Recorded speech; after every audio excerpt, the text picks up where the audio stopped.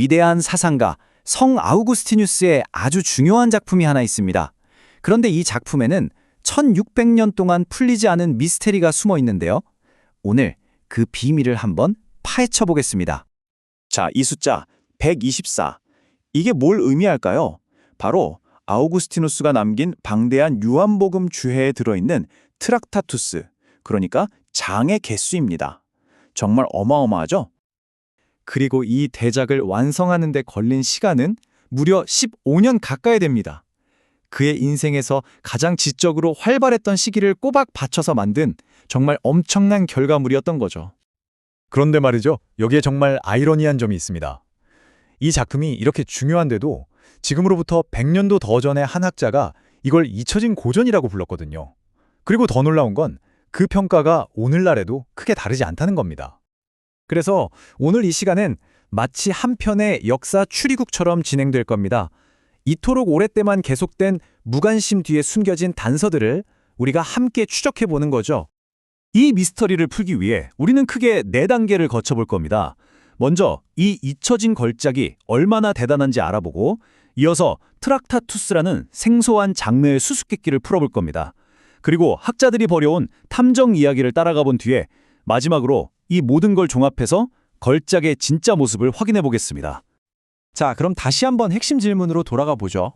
도대체 왜 이토록 중요한 작품이 잊혀야만 했을까요? 이제 첫 번째 조사를 시작하겠습니다. 이 작품의 가치는 정말 아무리 강조해도 지나치지 않아요. 보세요. 고대 라틴어로 쓰인 유일한 요한복음 주해였고요. 교회사에서 가장 위대한 주석가 중 한 명이 쓴 거잖아요.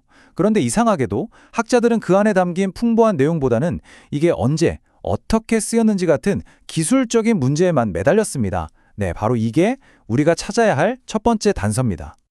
자, 그럼 첫 번째 단서부터 한번 제대로 파고들어 볼까요? 바로 장르의 문제입니다. 이 작품의 연구를 어렵게 만든 첫 번째 퍼즐 조각이라고 할 수 있죠.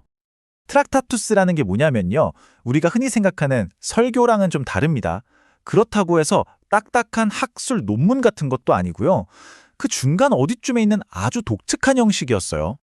이 표를 보시면 아우구스티누스가 얼마나 야심찬 계획을 세웠는지 바로 알 수 있습니다. 그는 아주 쉬운 대중설교와 또 너무 어려운 학문적인 분석, 이 둘 사이의 거리를 좁히려고 했던 겁니다. 그러니까 핵심은 이거예요.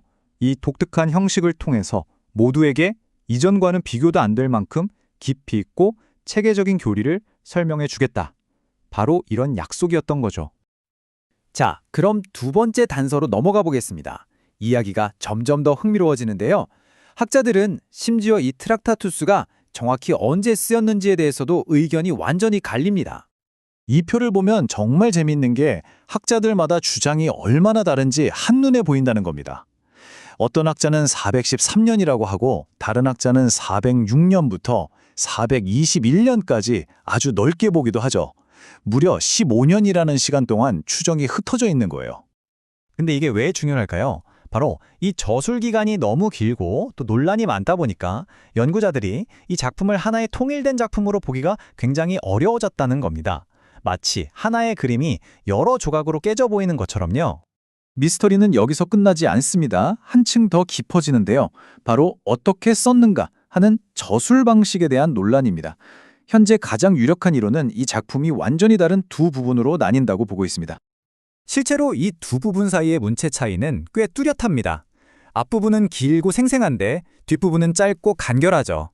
그래서 학자들은 아우구스티누스가 작업 중간에 방식을 바꿨다고 생각하게 됐고 이것 때문에 작품이 더 조각나 보였던 겁니다. 자, 지금까지 여러 단서들을 살펴봤습니다. 좀 헷갈리는 장르, 서로 다른 연대 추정, 또 논란이 많은 저술 방식까지. 이 모든 게 도대체 뭘 의미하는 걸까요? 드디어 모든 조각이 맞춰집니다. 이 작품이 왜 잊혔을까요? 그 이유는요, 우리가 지금까지 살펴본 그 학문적인 논쟁들, 바로 그 자체였습니다. 그러니까 학자들이 이 작품이 어떻게 만들어졌는지에만 너무 집중한 나머지 정작 무엇을 말하고 있는지를 완전히 놓쳐버렸다는 거죠. 이건 정말 기가 막힌 비유입니다.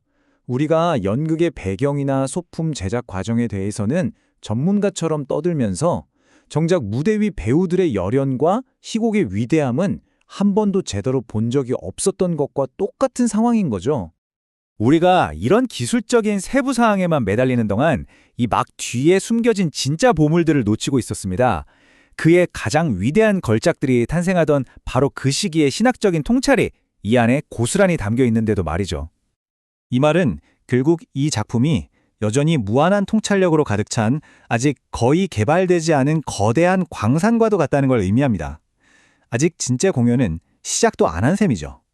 결국 이 1600년 묵은 미스터리는 우리에게 더 큰 질문을 던집니다. 우리가 지식이나 예술을 대할 때 그 본질을 보지 않고 겉모습, 그 액자만 분석하고 있다면 과연 우리는 무엇을 놓치고 있는 걸까요? 한 번쯤 깊이 생각해 볼 문제입니다.